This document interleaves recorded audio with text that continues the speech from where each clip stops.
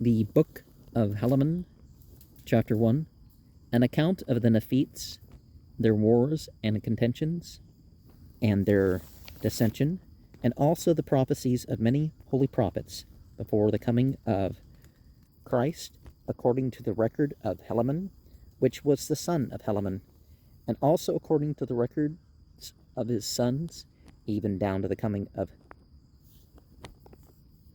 Christ, and also many of the Lamanites are converted, an account of their conversion, an account of the righteousness of the Lamanites, and the wickedness and abominations of the Nephites, according to the record of Helaman and his sons, even down to the coming of Christ, which is called the Book of Helaman, and etc.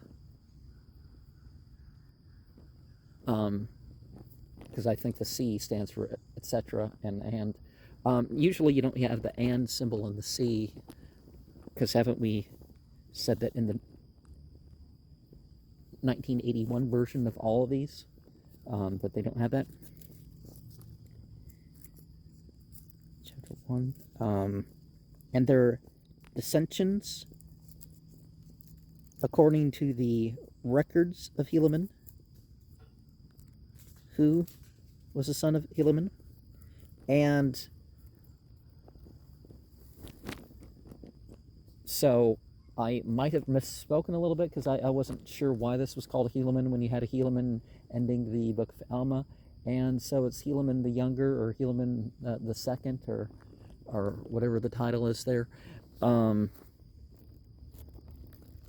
And we see a correlation with the Bible and how the Israelites slipped away from being of the right religion and therefore lost their chosen favor, and it was given to someone else, just like the Bible has Jesus saying that prophecy will be taken away from the Israelites and given to the Ishmaelites, where there's a rock in a corner. And there's Haggai Psalms and all sorts of stuff that points you towards that, if you don't understand from a biblical perspective, but this isn't the scope here.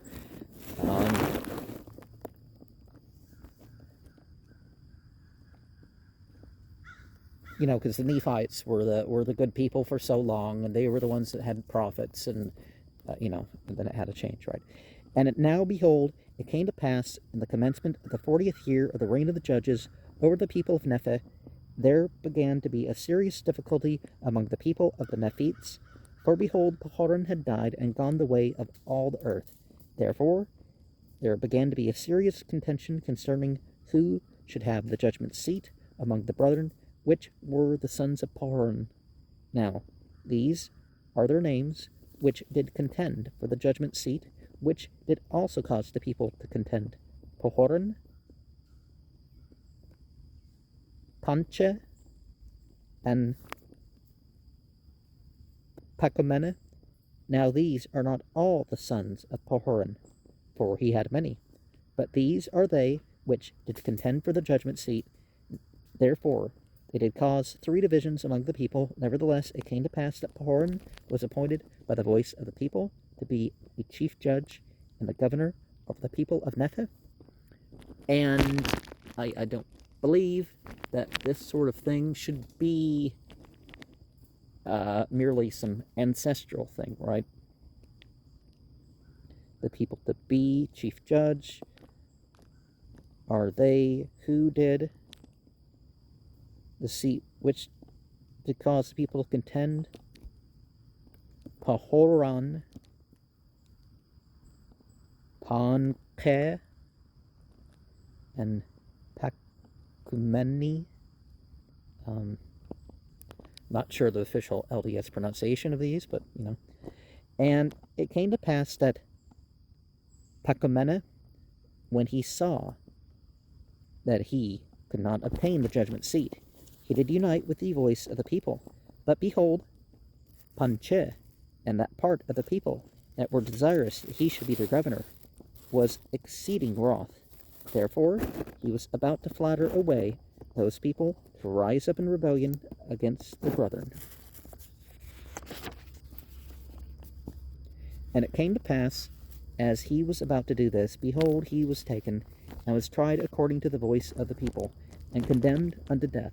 For he had raised up in rebellion, and sought to destroy the liberty of the people.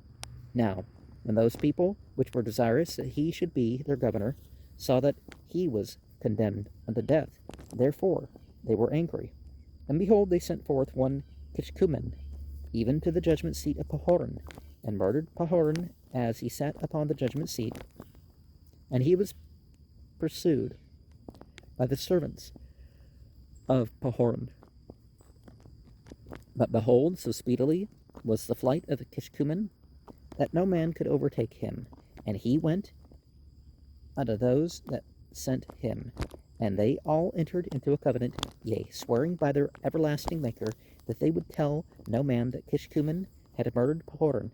Therefore Kishkumen was not known among the people of Nepheh, for he was in disguise at the time that he murdered Pahoran. And Kishkumen and his band, which had covenanted with him, did mingle themselves among the people in a manner that they all could not be found. But as many as were found were condemned unto death. And now behold, Pachamenah was appointed according to the voice of the people to be a chief judge and a governor over the people, to reign in the stead of his brother Pahoran. And it was according to his right.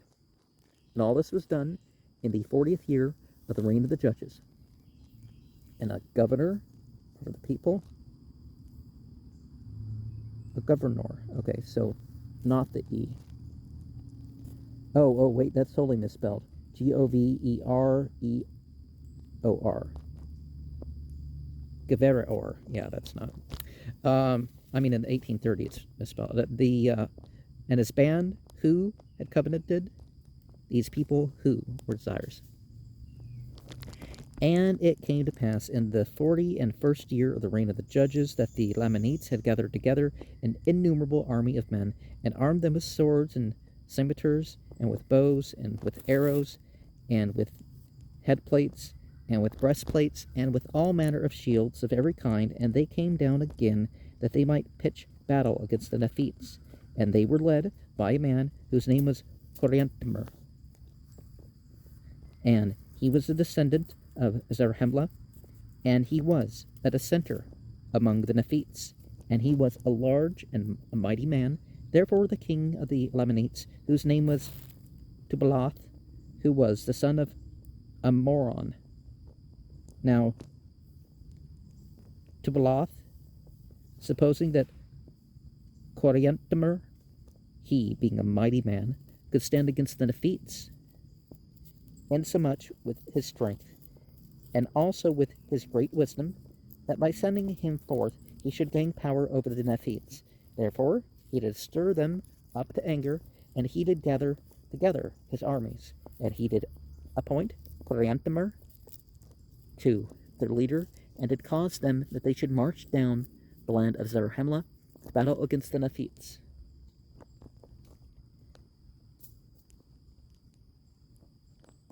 Of the Moron. Now, Tubaloth, maybe, give it a different. Supposing that Coriantumr, being a mighty man, could stand against the Nephites with his strength, and also with his great wisdom, in so much that. And it came to pass that because of so much contention and so much difficulty in the government, that they had not kept sufficient guards in the land of Zarahemla, for they had supposed that the Lamanites durst not come into the heart of their lands to attack that great city Zarahemla.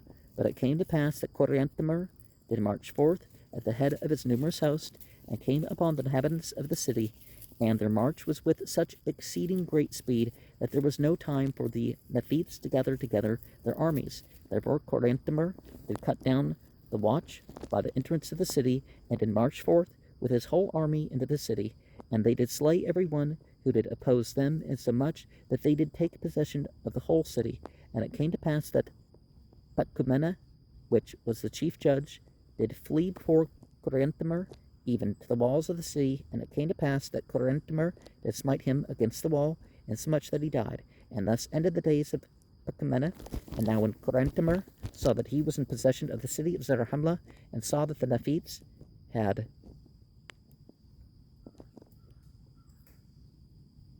fled before them, and were slain, and were taken, and were cast into prison, and that he had obtained the possession of the strongest hold in all the land, his heart took courage, insomuch that he was about to go forth against all the land. And now he did not tarry in the land of Zarahemla, but he did march forth with a large army, even towards the city of Bountiful. For it was his determination to go forth and cut his way through with the sword, that he might obtain the north parts of the land, and supposing that their greatest strength was in the center of the land, therefore he did march forth, giving them no time to assemble themselves together, save it were in small bodies, and in this manner did they fall upon them, and cut them down to the earth. And behold, this march of Coriantumr through the center of the land gave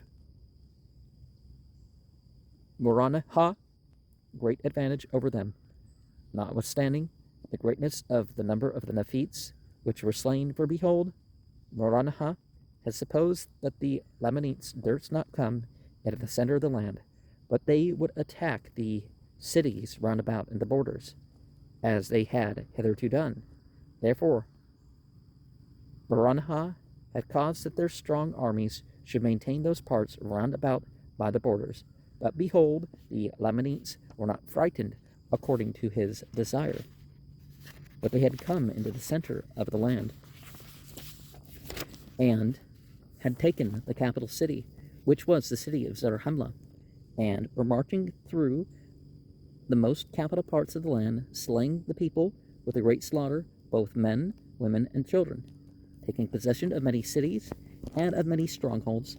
But when Moronihah had discovered this, he immediately sent forth Lehi with an army round about to head them, before they should come to the land Bountiful. And thus he did. And he did head them, before they came to the land Bountiful, and gave unto them battle, insomuch that they began to retreat back towards the land of Zarahemla. And it came to pass that Moronihah did head them in their retreat, and did give unto them battle, insomuch that it became an exceeding bloody battle. Yea, many were slain, and among the number which were slain, Coriantumr was also found. And now behold, the Lamanites could not retreat neither way, neither on the north, nor on the south, nor on the east, nor on the west, for they were surrounded on every hand by the Nephites. And thus had Coriantumr plunged the Lamanites into the midst of the Nephites, insomuch that they were in the power of the Nephites, and he himself was slain. And the Lamanites did yield themselves into the hands of the Nephites,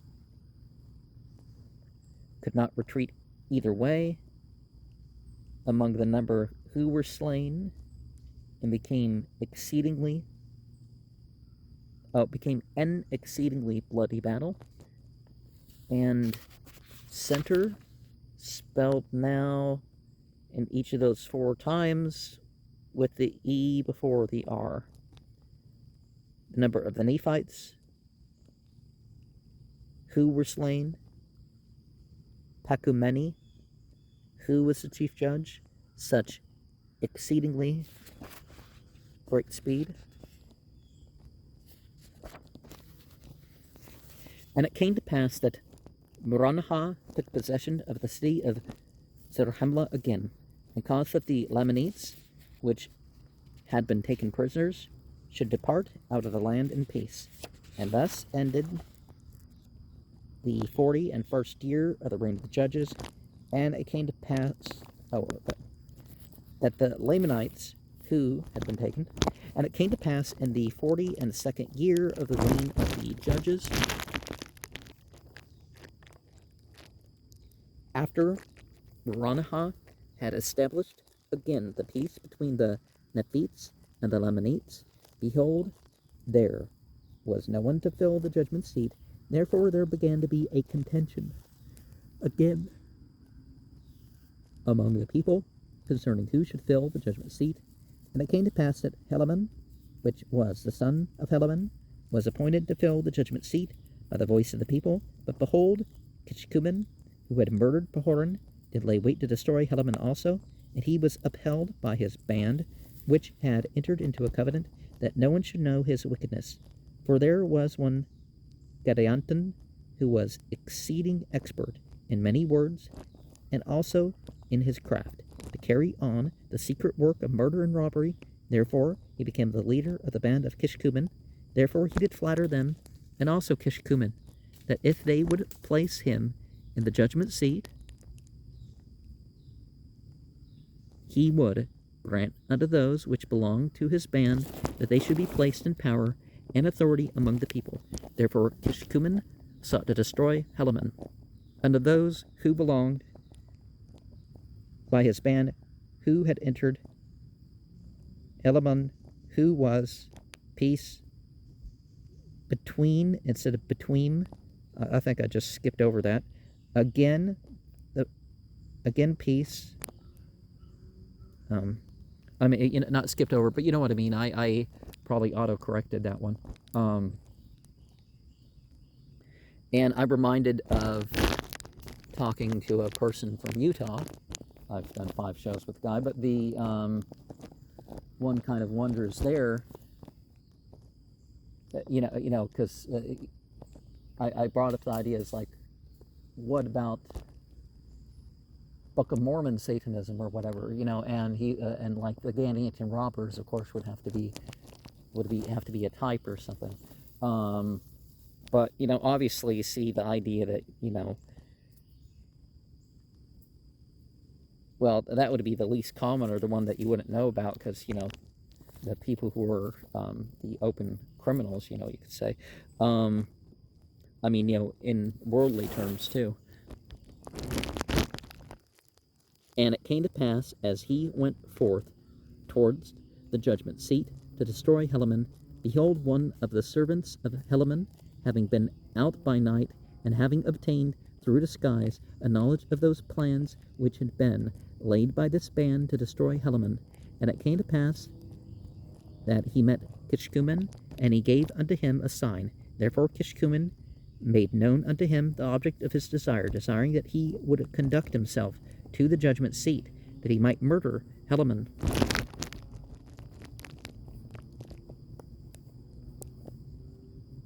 And it came to pass that when the servant of Helaman had known all the heart of Kishkumen, and how it was his object to murder, and also that it was the object of all those which belonged to his band, to murder and to rob and to gain power, and this was their secret plan and their combination, the servant of Helaman saith unto Kishkumen, let us go forth unto the judgment seat. Now this did please Kishkumen exceedingly, for he did suppose that he should accomplish his design. But behold, the servant of Helaman, as they were going forth unto the judgment seat, did stab Kishkumen even to the heart, that he fell dead without a groan. And he ran and told Helaman all the things which he had seen and heard and done, those who belonged. And when the servant, and it came to pass that Helaman did send forth to take this band of robbers and secret murderers, that they might be executed according to the law. But behold, when Gadayanton had found that Kishkumen did not return, he feared lest that he should be destroyed. Therefore he caused that his band should follow him, and they took their flight out of the land by a secret way into the wilderness. And thus when Helaman sent forth to take them, they could nowhere be found. And more of this Gadayanton shall be spoken hereafter. And thus ended the 42nd year of the reign of the judges over the people of Nepheh. And behold, in the end of this book ye shall see that this Gadayanton did prove the overthrow, yea, almost entire destruction of the people of Nephi. Behold, I do not mean the end of the book of Helaman, but I mean the end of the book of Nephi, from which I have taken all the account which I have written. And so